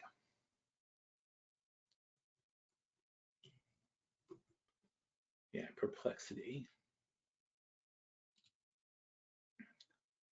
I pay for it. I don't know if it's going to know that I'm me. Library. Do you recognize me? No, you don't. Okay. So even without, I can say, what is going on with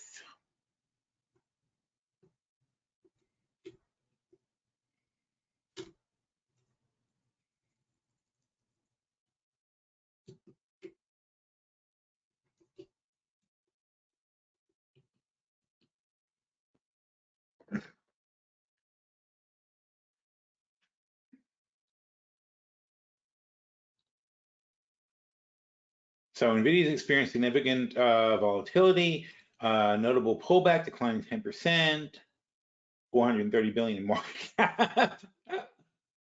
Wow, lost 430 billion in market cap in 3 days. Wow, it's still up 140% even with that. See, this is crazy. Strong demand for AI chips, partially attributed to broader market concerns. Analysis remained optimistic. Jefferies raised their price from 150 to 135. NVIDIA stock is currently below the 50-day moving average. The stock sell signal. It's not a bad rundown. NVIDIA has rebounded from significant pullbacks. NVIDIA's future growth remains strong, driven by its leadership in AI. When NVIDIA faced significant pullback recently, its strong fundamentals, blah, blah, blah. And then suggests other questions. So this is good and up to date and so on and so forth. This is nice stuff. NVIDIA stock has pulled back over 10%, and it even shows you what it's using for sources, and you can then click on that and verify it yourself. That's July 23rd. I don't like that. Oh, what happened? Oh, okay. Let's see if it knows what day it is. What is today's price for NVDA? I don't know if it knows what day it is. What is today's price? Nope.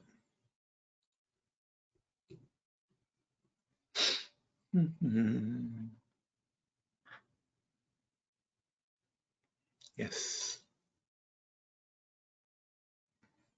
So it's right at $100. Not you. Where did I put it?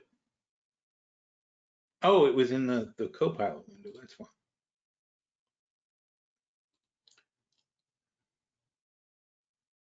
Error. What is that? 10054. Okay, well, that's good. All right, you get it. Very good job. Anyway, so Perplexity, I like it. And Perplexity, you can run instances using, I don't know how to do this, new thread. Anyway, somehow you can run it in a GPT mode or Claude mode. I think you probably have to have the account to do that and make things, but it's a much better search engine than Bing, than Copilot. It gives you much more organized answers. It's better conversationally.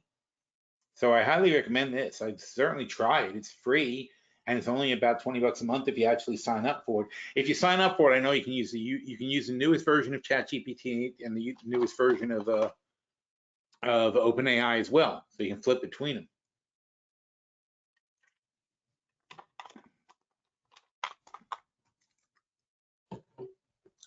I wonder if I say new thread if it asks me. Nope. All right. Anywho, so this is, of course, well, look, Microsoft Bing does the same thing. Bing uses ChatGPT, right? They don't have their own thing.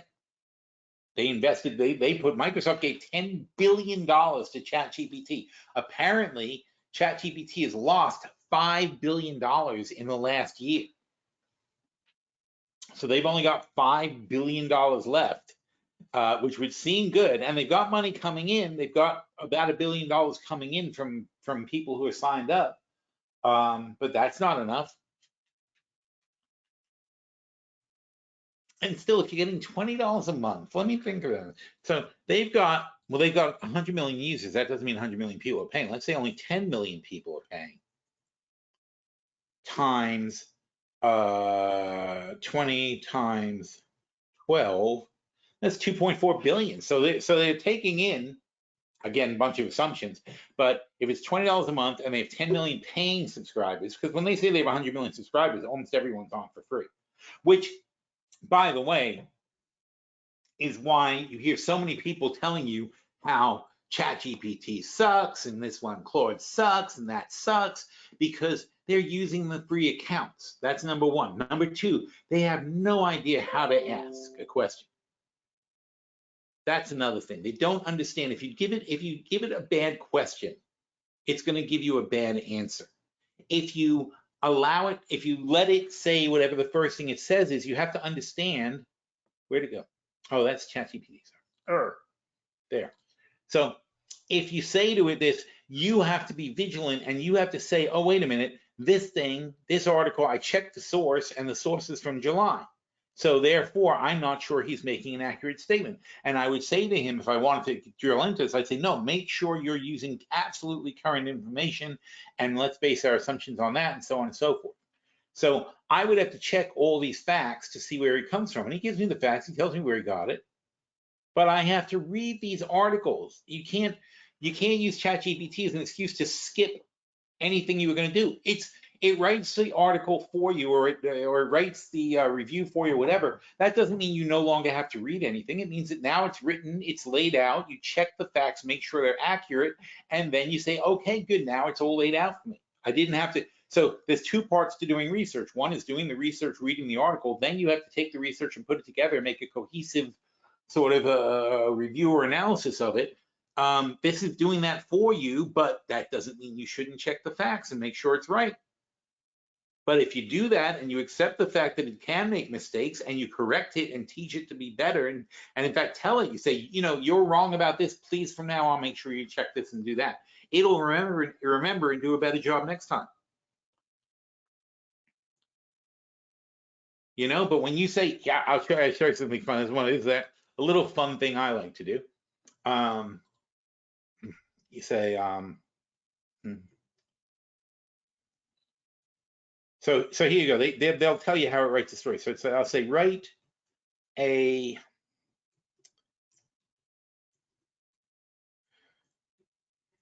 fairy tale about a dragon and a girl named Nancy who adventure behind her house in Scarsdale. Okay. So you hear this all the time. Look at that, fairy tales and dragons. That's funny. So it's going to write a thing. Once upon a time, charming Scarsdale, curious girl named Nancy, bright eyes, blah, blah, blah, blah, blah. You are logged out. That makes no sense. Right. Ember. Oh, is Ember the dragon? Ember had scales that sparkled like jewels, and this is pretty freaking good anyway.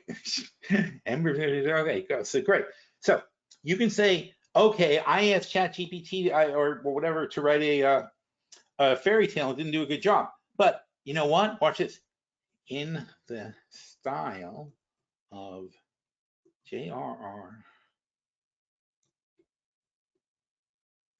Tolkien slash what's her name, the Harry Potter person? Ah, J.K. J.K. What is it, Rowling's? Is that her name? I forgot. Rawlings? J.K. Rowling. Oh, I was right. I'm very proud of myself. Rowling.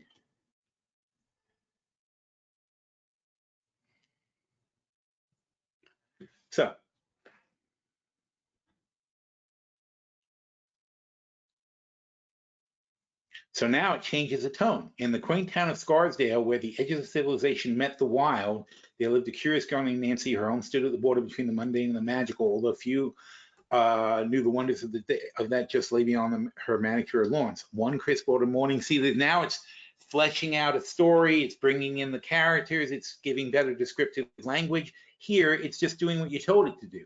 Once upon a time, see, this is like when you tell a story to your kid and you do the basic stuff, right? Once upon a time in Scarsdale, there's a girl named Nancy, bright blue eyes, blah, blah, blah.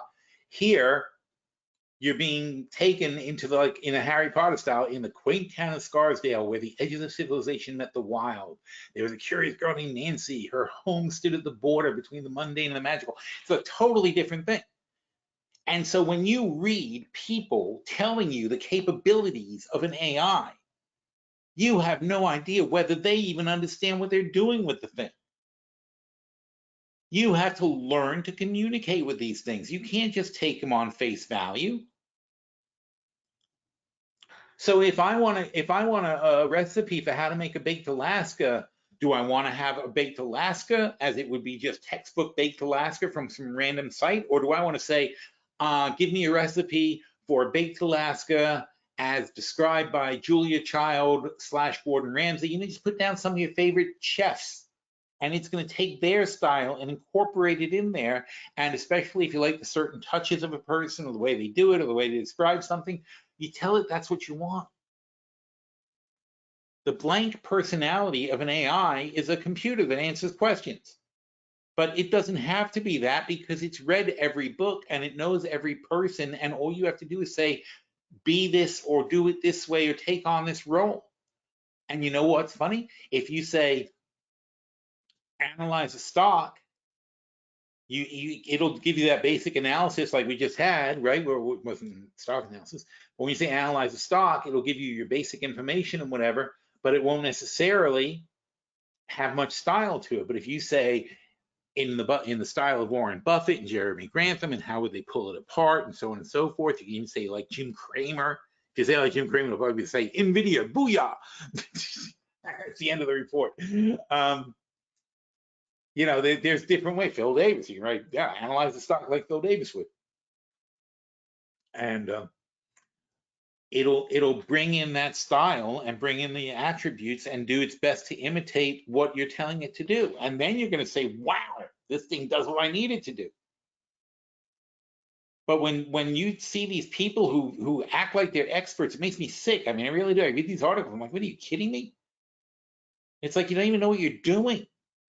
How are you reviewing something? How are you passing judgment on a system when you don't even understand how it works? It's like asking the Geico caveman to pick the best computers. You know, it's like he's going to hit it with a club, right? It's like he's just going to hit them all with a club. This one is the bounciest. That's not what you need to rate. And these people don't know what they're doing. And the problem is AI is so new. There's no weeding process. Somebody got, somebody at your magazine or whatever you're reading, somebody at the New York Times even got tapped on the back of his back by the editor, and he said, "Hey, guess what? You're covering the AI beat now. You know, it's like you're our electronics guy. You're going to cover AIs." And that guy's not. What's he going to say? I don't know anything about AIs, boss. You better pick somebody else. No, they say, "Sure thing, boss." I'm on it. Trust me. And so, and you know, and maybe it's a 50-year-old guy and he starts reading about AI. And I'm a 60-year-old guy, so I'm not, you know, no knock on people, but honestly, it's like you get older and you start being like, oh, this is too new. This is all new bullshit. And unless you have time and the wherewithal to really dig into the thing and understand it, then you're going to have a half-assed idea of what you're doing. And you're not going to understand what you're working with. And that is true about most of the companies who are running most of the AI initiatives. They don't know what they're freaking doing, and they're trusting people who are consultants who don't know what they're doing. But it's the same thing. The consultant team who last year was consulting on cybersecurity and whatever is now saying, oh, AI. So they changed their banner from cybersecurity experts to AI experts without having any actual expertise. They just are saying, well, people are paying money for AI consultants. We have a reputation as being consultants, therefore we are now AI consultants. And this has happened forever. This is just the nature of this game.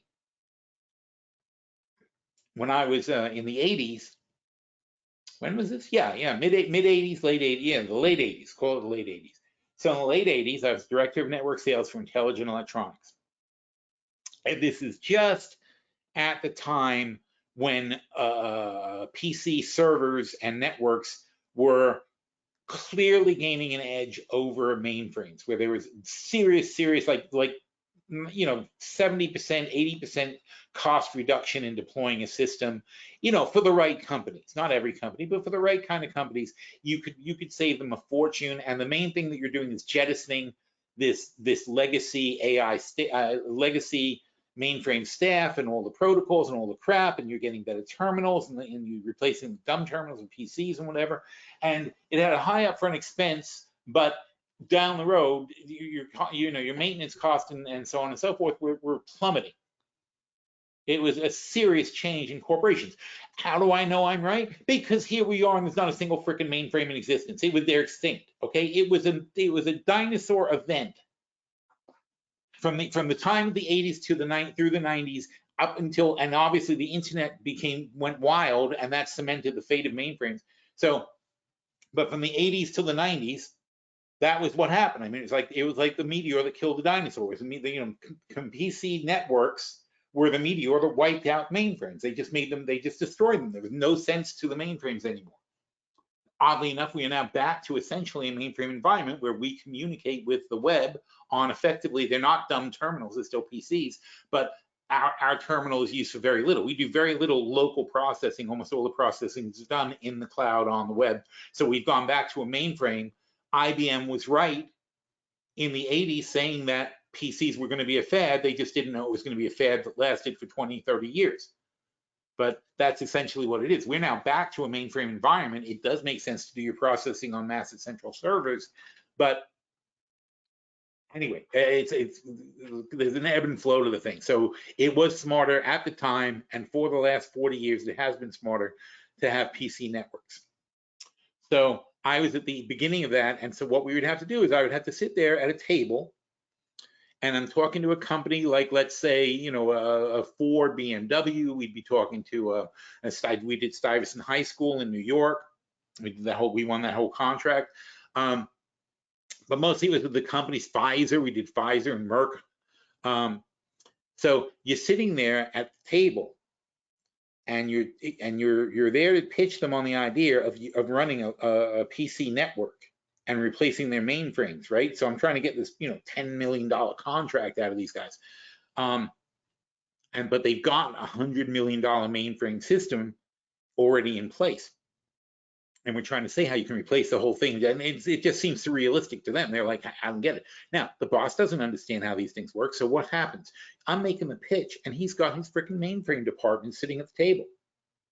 All his programmers and his head people and whatever, who all live, they all have their jobs depending on this mainframe computer, and they don't understand the PCs anyway. They're his advisors. And we're trying to sell the PC network to the guy who doesn't understand either one of us and what we're talking about, and he's relying on them to approve the pitch. It's amazing we got anything. So that's how good I am. It is amazing that we sold anything, but we did. We managed to convince people it was better, because I would get people to do trial systems and show them what they had. I'd give the guy a PC system for his desktop and be like, okay, here's what you could be doing, rather than the bullshit that they're doing. You know, rather than running a thing and calling a guy and having somebody run down to the printing room and getting the thing and coming back and bringing the process and doing this, and then it's not right and you have to redo it. And so rather than doing that, you can do all this at your desk in 10 seconds. And the report comes out of the printer next to your desk. It's like, so once the guy gets used to that, it's hard to go back. Then they start wondering how much efficiency they can gain in the whole company. Had all kinds of tricks like that. Anyway, long sales process. But it got easier. It got easier and easier. So it really snowballed. It got easier and easier and easier and better and better and better. And at a certain point, the phone was ringing off the hook with appointments. I mean, I'm talking about years, but it just at a certain point, people change their minds and realize that this is the way to go. That's why it's so tricky to find in this investing cycle what's going to be right. And that's the danger of what's going on right now, is people are shifting their views. Oh God, everything went negative. Ugh. That's not good.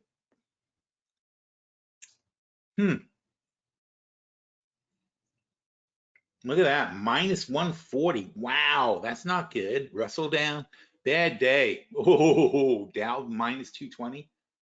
Maybe up 300 for a while. S&P not bad.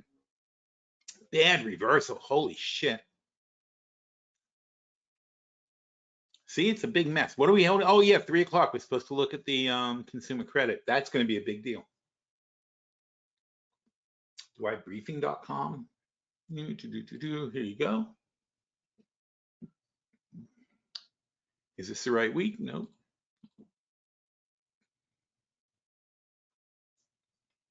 I'm not a robot. Yeah, really, that's how I prove I'm not a robot. You have been logged out. Oh, come on, really?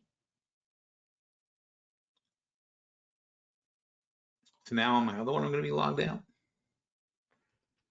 Calendars. I asked for economic calendar. This is what we're watching for.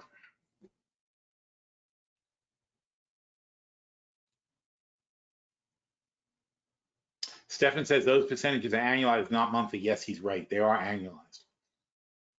So it's only 35% a year. It's true. It's not monthly.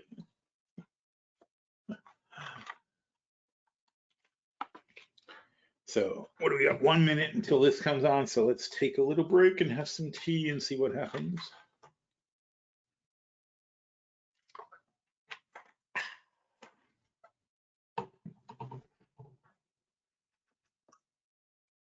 Cookies. Why so much to say? And we're already done. It's 3 o'clock already. Anyway, so yes, being that the market has turned down considerably, we're going to have to re-up our hedges. So when we get back from the webinar, that's the first thing I want to do, is make sure we got our hedges in place, because we cashed in some from the short-term portfolio, but I don't trust it if this is the way this thing's going to behave. This is terrible. Oh, Reddit's down 8%. I thought Reddit did good. What is going on here?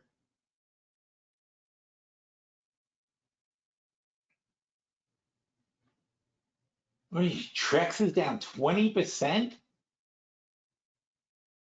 Jesus Christ. Robinhood's down? Who cares? Silly Robinhood. All right, is it 3? It is 3. If we refresh, what happens? Nope. Nope. What is this going to do? Nope, that's not going to really be helpful, is it? Data, investing, live market. 301, live in play. Let's see if that has anything.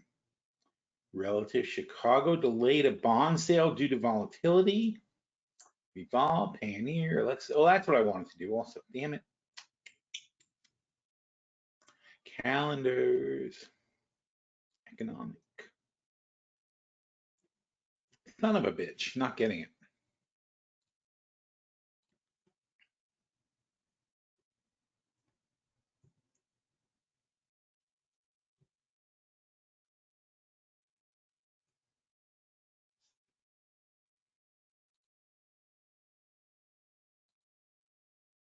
August 7th, consumer credit, 2.4%, revolving credit down, that's good. 1.2%, non-revolving credit, 2.9%. That's exactly what we wanted. That's good.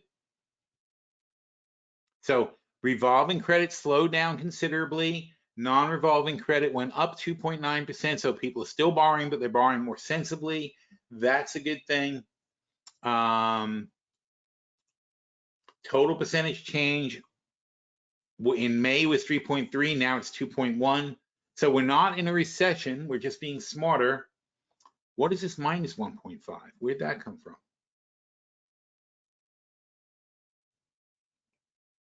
Interesting. So this says revolving minus 1.5. That's a big difference. Total percentage annual rate. That doesn't even make sense. Revolving flow, non-revolving, 127, total outstanding, revolving, non-revolving. So let's look at this. Total outstanding. Revolving went from 345 to 343. It actually dropped a little bit, but then the seasonal adjustments. And this went from 3724 to 34 non-revolving. So good. Revolving went down a little bit. That's what it says. Revolving went down a little bit. Non-revolving went up a little bit. That's good. That's not a bad report. Oh, they don't have the breakdown here, so there's no point in that. All right, we can live with that. So not a bad consumer credit report. Will it help the market? Yes, it does. See? I think they were worried. I think we were selling off into that report because that report, if it was like last month, I would have been worried too. So flip-flopping once again. This is so crazy. And that's the problem. I mean, basically, we got to be really careful about this market with the volatility. It's just too much. Oh, anyway, so I wanted to tell you one last thing. We'll do one last thing because I wanted to show you that today, this is how we arrive at a decision. So we're looking for bargains, and I was looking at a bunch of stock. Page down, page down. We didn't get very far, did we?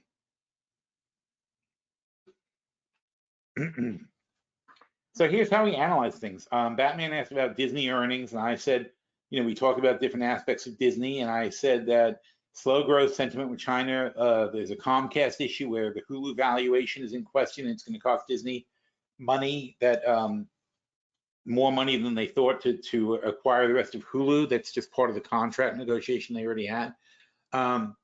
China softening, the Olympics are draining their Paris theme park attendance, which I said is a poor excuse, frankly, because, if people are paying to go to the Olympics and they could go to Disney for a couple of days, if they wanted to, they would. But because the Olympic tickets aren't cheap either.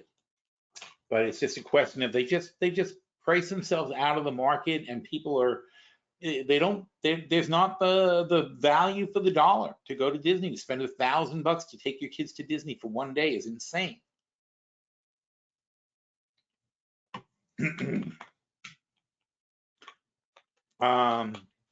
Still long term, I like Disney. This movie thing is was our premise for being long on Disney. They're still down today. So our premise for being long on Disney was these movies. This Deadpool movie already made $824 million, or actually, I'm sorry, made it in the opening weekend. This is weekend number 2 just went by. So it's already bigger than the entire run of Deadpool or Deadpool 2. So this is a huge movie. This is going to be a $2 trillion movie, and they already had a $2 trillion movie. What was it called? Inside Out 2 was a surprise $2 trillion movie. They're having a fantastic year. I don't know if 400 million was good for Kingdom of the Planet of the Apes. God knows what that cost to make. But this, I don't care what they spent on it. They didn't spend 500 million on this movie, and they certainly didn't spend it on that movie. That was a complete surprise. I mean, this one they expected to take in $1 billion. This one they did not expect to take in $1 billion. It's about 1.5 already. Isn't that crazy? $1.5 billion for releasing a movie. And meanwhile, we picked IMAX. Instead of playing Disney, we already had Disney, but instead of playing Disney, we played IMAX into the season, and it's gone from 16, 17 to 20 already, which is fantastic.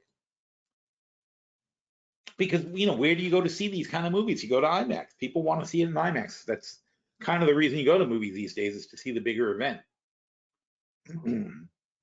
So we talked about some other stuff. GDP Now raised their forecast. Economic forecast is up, not down, up. Here's the Magnificent Seven. I mean, pretty big correction. This is the ETF for them. It went from 50 to 40, which is 20% off. Yeah, 20% off. And now they come back a bit. CVS is in the toilet. Walgreens is in the toilet. Maybe pharmacy companies don't work anymore. Airbnb also crushing. Terrible. SMCI, surprisingly terrible. And again, where's your AI chips? What's going on? Competition is not good. The margins are coming down to the normal chip margin. There's nothing wrong with the business, but the business should never be the way it was. Why? Because it's artificially jacked up because people are hoarding them. It's Elon Musk's fault. Again, everything is Elon Musk's fault. Elon Musk and Zuckerberg. Yeah, 2 children. Anyway, so as we're talking about things, I said Sony beat, Shop beat, so I'm going through the earnings reports. HLT beat, New York Times beat, Lyft beat. These are a lot of good beats. Amgen had a small miss. We saw that chart above. Axon, which is Taser beats. That was our old stock. That was our previous stock of the decade. Our current stock of the decade is SunPower. They're bankrupt. They're gone. We couldn't have done worse on that call. Rivian is in line. Sunrun would have been a better stock pick. They're kicking ass. And then I said Pets had a huge beat on earnings, but missed revenue by 10%. It's down 8%. I said, that's silly. So that leads us to, this is what I mean by an organic pick.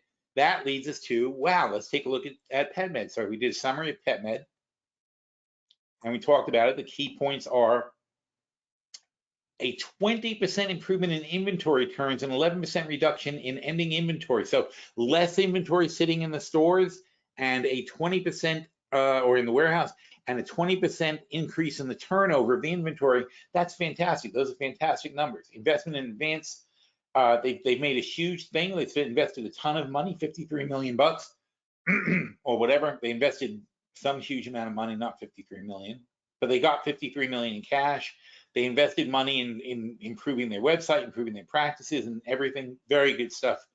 And the company faced disruptions due to, and this is, I consider it, see, when you see a negative and I highlight it, it's because it's a positive. The company faced disruptions due to the implementation of the new order management system. They spent a fortune, put a new order management system. When they put it in, it disrupted their operation, caused them to have a bad quarter. Gave them problems, but those problems are temporary. Now they have their new system. That's a temporary setback that's taken in this quarter, and the stock went down. So we're like, well, let's buy that. And the CEO acknowledged that the turnaround time will take time, and so it's not going to be immediate improvement, but long term we like it. So that led us to say 339, and they're up to 340 now, so they're up a penny. 339 to 76 million for the whole company. I said we may as well be on Shark Tank. It's like some startup companies begging for cash. They're not going to make money this year, but they should start making money next year. But they have $53 million in cash and no debt. So they're almost a hostile takeover company. The whole thing is valued at 76 million, 53 million of it is cash. You're getting the company for $23 million. That's insane. They used to make $25 million a year, and they will make it again. So I said, let's just be conservative, put it in the income portfolio, and remember to watch it, take a small position, and we're buying 2,000 shares, selling 20 March calls, so they all get called away at 250. and we're selling 10 March puts. And the reason we're doing that is because we're net $2,600. If we get called away at 250, we're going to get 5,000 back, and we're going to make $2,400. That's a lot of money. That's almost 100% in 18 months.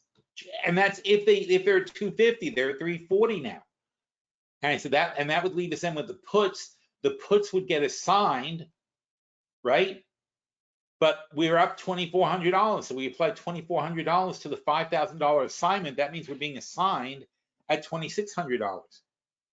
If it's over 250, we're going to get assigned a net $2,600 for 1,000 shares that we're going to get assigned, and that's $260 a share. We're happy with that, right?